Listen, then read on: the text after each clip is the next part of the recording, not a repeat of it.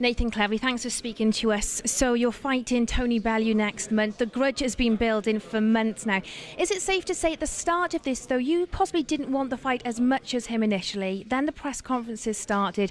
It looks as though he's starting to get under your skin, and now you really want to show him a message. Is that correct to say? Yeah, that's a good way of putting it, really. You know, initially I kind of didn't need the fight, you know, because I got myself into world title position, and I was looking elsewhere. But obviously, with that initial press conference, it really set this fight up.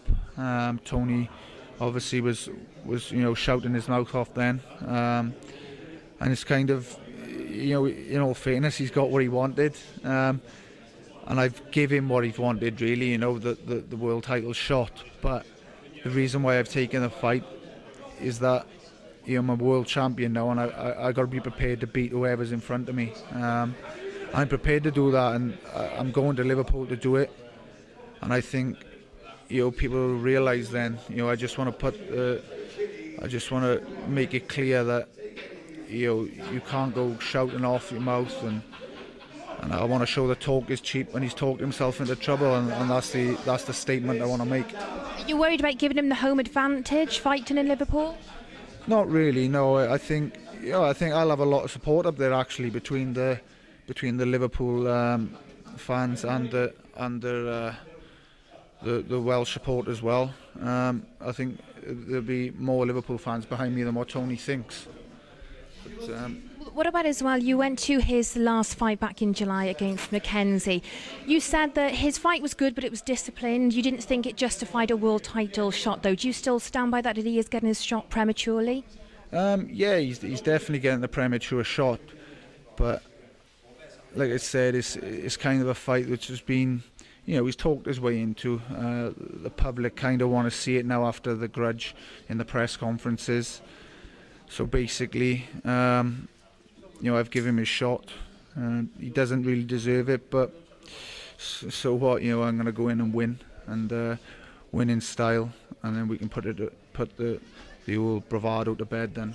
And we've just been speaking to Tony. He has confirmed that he has accepted sparring from Enzo Macronelli, your former stablemate. Spent years training with him. Are you worried that Enzo could give him some insight into ways to possibly defeat you come next month? They're obviously going to try that. You know, those pair trying to gang up on me. Since I've won the world title, you know, those pair have just, for some reason, decided to try and rile me. You know, since I become world champion, really, they've just kind of teamed together as such to try and get me beat. But I've got no issue with that. You know, they're obviously that's part of their plan. They think they're smart. They think they're clever by doing that. You know, they really think they're getting one up on me. But, you know, at the end of the day, on October the 15th, you've got to step in the ring with me, not Enzo Macronelli. He can spar him all he wants, you know, but at the end of the day, he's got to actually get in the ring and fight me, which is a different opposition, you know, at all. And you know, he'll see the difference then, a difference in class, and I think you will see a difference in speed and class.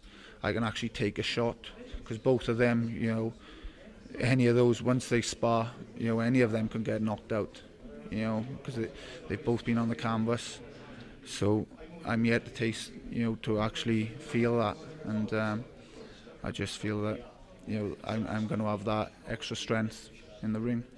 And what about the recent announcement Frank Warren made last week about he's been in talks with Richard Schaefer, Golden Boy, about setting up a unification fight with the winner from this fight against the Hopkins and Dawson fight taking place on the same night? How much of an added incentive is that for you? Well, that would be awesome if that, you know, that's one of those kind of fights that you dream of, really. But at the end of the day, it's a fight that, you know, even though it's a dream fight, you've got to get this one out the way first, you know. And Tony Bellew, you know, he's got to be respected. You know, I definitely respect the guy. You know, he can punch,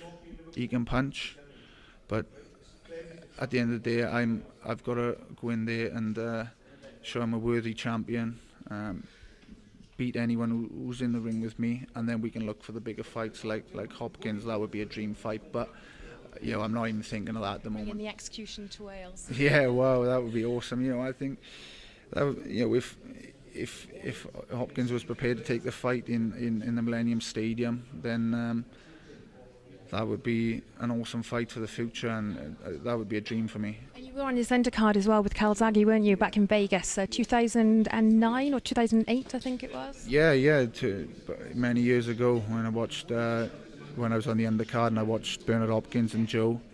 He's a legend, Bernard Hopkins. Absolute brilliant fighter. And I think if he was ever to come over to Britain, the fans would love to see him actually.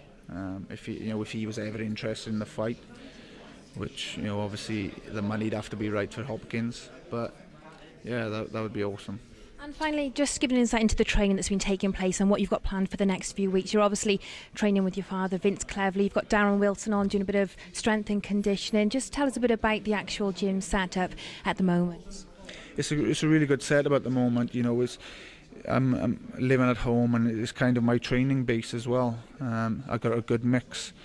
I've got strength and conditioning training sorted now just down the road from me, and I've got my boxing gym with my dad and Alan, where I do the actual punch work, and obviously I do my road work in my area. So it's all within a good radius of my home, and I'm really enjoying it.